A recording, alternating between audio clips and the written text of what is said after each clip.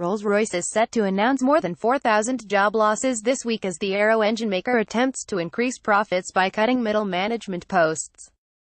The chief executive, Warren East, has decided to take action after stating repeatedly that the firm has become bloated with unnecessary layers of management and duplicated roles.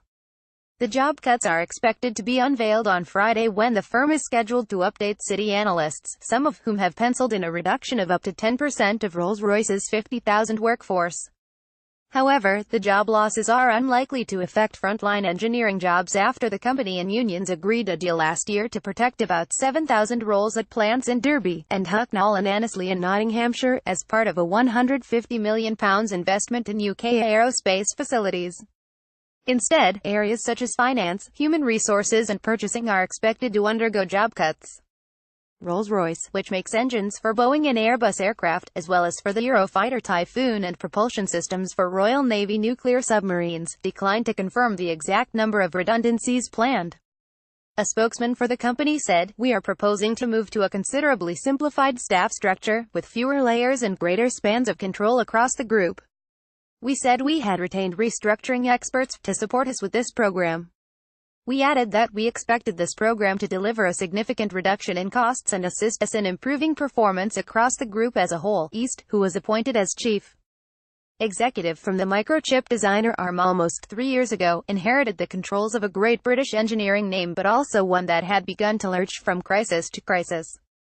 He was forced to issue a profit warning on only his second day in the job, while historical allegations of corruption led to £671 million in penalties and the company apologising in court last year, after Rolls-Royce was found to have paid millions of pounds worth of bribes to secure orders in 6 countries, including Indonesia, Russia and China. It has pledged to increase Rolls-Royce's profitability and generate about £1 billion of free cash flow by 2020.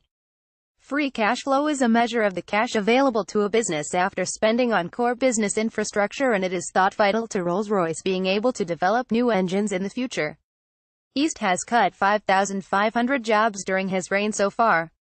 In January, Rolls-Royce announced a reduction in operating businesses from 5 to 3, civil aerospace, defense and power systems, and the company had already begun cutting staff while also indicating more drastic measures were to follow. Around the company's results in March, East said, "In the restructuring which followed from the transformation program we announced in 2015, then approximately 600 senior managers left the organization and we did, in fact, achieve some simplification." Sign up to the Daily Business Today email or follow Guardian Business on Twitter at @BusinessDesk. The reality is, however, that there is more simplification that we need to do to make ourselves truly competitive and fit for the future.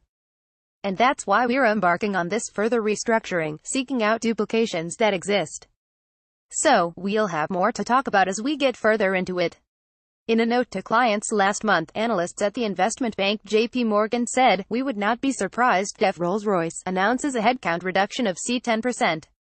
We would not be surprised if its upfront restructuring costs were £350 minus 400 meters over 1 to 3 years. The research added that JP Morgan expected about £200 million of recurring savings by 2021 because of the job cuts.